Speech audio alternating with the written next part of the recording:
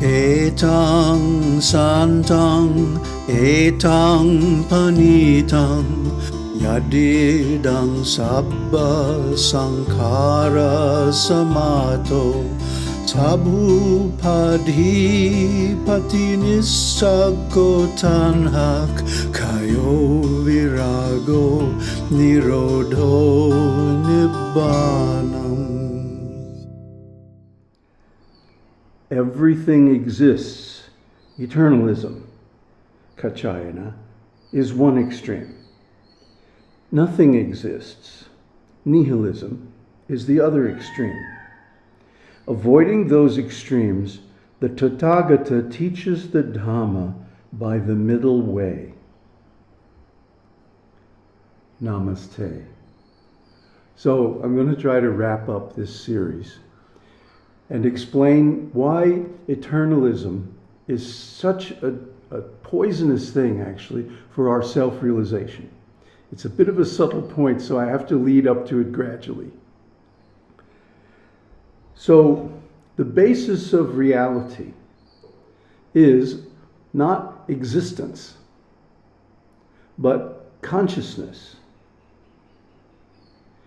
And because consciousness doesn't arise as a phenomenon within existence, rather it's the other way around. The existence, the world, arises within consciousness as a phenomenon. So, Buddha points out, and he was the first really to point out, that the people who are in the world, in conditioned consciousness, they are going between these two extremes, the eternalism and nihilism, existence and non-existence, being and non-being. So the problem with eternalism, well, other than that it's not really true, nothing is eternal. But the problem with it is that it breeds dogmatism, and especially religious fanaticism and authoritarianism. And then people rightly rebel against that.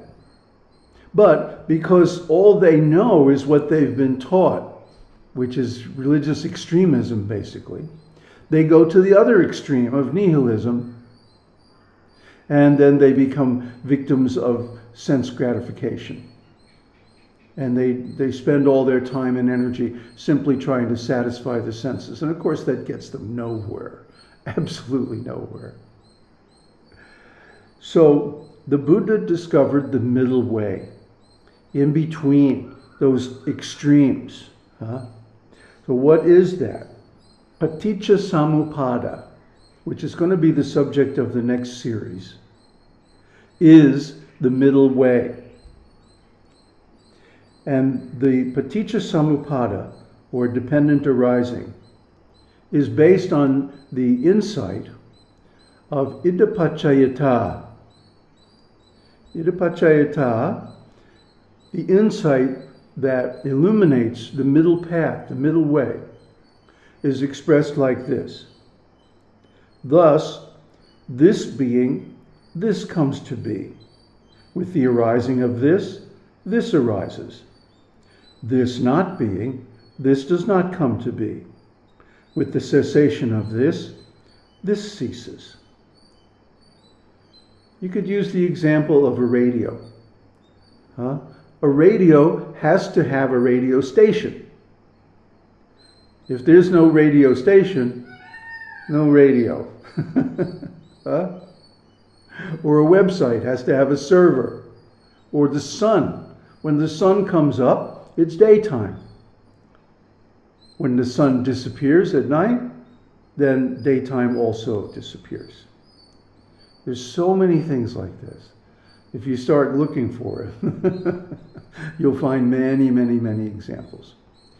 Because cause and effect are not two things. They're one thing. Sometimes we think that cause and effect are separated in time, but actually they're not. The cause is the effect. The effect is the cause. They're two ends of a stick. And what did I do with my stick? Oh, it's over there. So when you have one end of a stick, you have the other end as well. And if you throw one end of the stick, you throw the other end at the same time. See, it's very simple. It's timeless. So this, however, has led to some confusion. Because Nibbana, as in our country and western theme song rendition, is known as Sabba Sankhara Samato, the stilling of all ontic commitments. In other words, one ceases to promise that I will be or become something in the future. As soon as we stop creating a future, as soon as we stop depending on the past for meaning, then we're in timelessness. So, unfortunately, some people conclude that because of this, Buddha's teaching is a kind of nihilism or annihilationism. And I'm here to tell you that it's not. What is the reason for that? It's a little subtle. Both nihilism and annihilationism, in other words, there's nothing after death. The being is destroyed at the time of death, and that's it. They both say that this annihilation occurs to a real being, a real entity, a real person. But the Buddha's teaching says, no. This individual, this person, this being, isn't real. It's dependently arisen. And then he'll go on to show, and we'll show in the next series in detail, how the individual, how the manifested being, the phenomenal self, arises by dependent origination, by idappaccayatā. Well then, what does that mean then when the Buddha talks about sabba sankhara samato, or virago, virago, nirodho, nibbana? These are all negative terms talking about extinction, disappearance, detachment from everything. Sabba upadi pati nisago, giving up everything. It sounds so terribly negative to a person who's conditioned by eternalism. But what it really means is that there is an experience where everything goes away. One enters into the void. And after all, Lord Shiva also instructed us that if you really want the highest self-realization, meditate on the void. Don't do anything else. No puja, no worship, no offerings, no sadhana, no charity, no nothing. Forget about bhakti, forget about yoga. Just meditate on the void. And why is that the highest sadhana? The highest teaching? Because it leads somewhere. It's not the end in itself. See, so this is why the people who accuse Buddha of being a voidist are also wrong. Yes, Buddha taught meditation on the void. In fact, he taught to enter into the void, become the void as much as possible. But why? Because it leads somewhere. Check this out. Friend Visakha, when a monk has emerged from the attainment of the cessation of perceptions and feelings, 3 kinds of contact touch him: voidness contact, signless contact, desireless contact. If we want to become free from desire, we have to enter into the void. I don't know of any other way to do it. Why is that? Because it's timeless. See? Desire, like sankhara, creates a future. It's built on the past. Oh, in the past, there wasn't enough. So in the future, I want more. So I'm going to create this desire, and then this whole program of, thinking, speaking, doing, whatever, to try to reach that. And we make ourselves miserable with that. Huh? And also, of course, the creation of the individual itself is also a work of imagination. So, in other words, the three deliverances, the signless, animita, the desireless, apanihita, and the void, sunyata, arise after the cessation of all perception and feeling. And that is nibbana. That is nibbana. So don't mistake void for nibbana. It's not. It's the step that leads to nibbana. It's the seventh jhana, the seventh base of meditations given by the Buddha. So if it's a base, that means it's dependently arisen. It's not nibbana.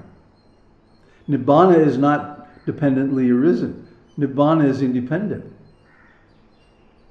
It's the already existing substrate of everything else. So, after cessation, Nibbana arises. After the experience of the cessation of all perceptions, one comes out of that experience into the triple release. And we're going to go over this in great detail in the next series. But the point is that the Buddha's view is that it's not just tranquility, not just the cessation of perception, but tranquility with wisdom and insight. That when you come out of it, you get the insight that, oh, all this is completely unnecessary. All of this past and future and all this stuff and phenomena and all, this isn't needed at all. I can be happy totally without it. So after cessation, the sankhara and other mental actions cease. Because after all, if there's no past to base a desire on, and there's no future to bring it into manifestation, then, why bother, right? And if one can be completely happy and satisfied with nothing, in fact, more happy and more satisfied with nothing than anything, then who needs all this nonsense? So the point is, there's a false sign in the sankhara, in the ontic commitment. And the false sign is that of eternalism. That everything's going to continue to exist, and based on that assumption, I can do this and this and this. But you see, that's a false assumption. Because actually everything is changing all the time.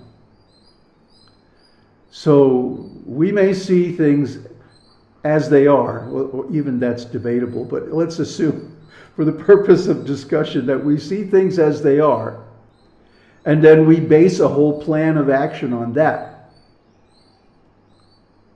But as soon as we do that, they change. It's like quantum mechanics. This is where Buddha meets Heisenberg. As soon as you observe something, you change it by the very fact of that observation. That's why you cannot know both the charge and the location of a particle at the same time. Because by observing the location of the particle, you change the charge. Or by observing the charge of the particle, you have to change the location. There's no other way to do it. The same is true of reality in general. As soon as you interact with it in any way, you change it. Or it changes. It changes anyway. So this is like a magician. The sankhara, they're like a magician on the stage. You know, tell you what I'm going to do. I'm going to pull a rabbit out of a hat, you know. So the audience sees what the magician shows them. They don't get to see how he does the trick. That's the whole thing, right? So the Buddha is like somebody sneaking backstage and watching the magician from behind and seeing how he does all his tricks. You know, the invisible threads and the hidden pockets and the mirrors and all this stuff.